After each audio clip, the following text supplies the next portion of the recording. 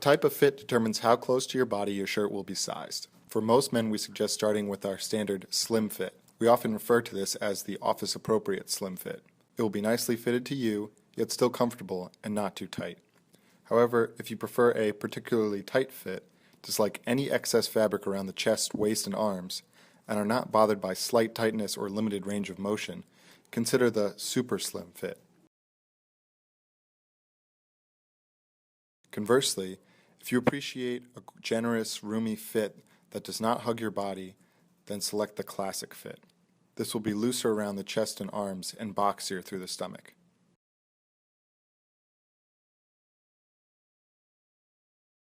Keep in mind that your calculated shirt size will be based on your body dimensions and the type of fit, with the type of fit determining how close to your body the shirt should be sized.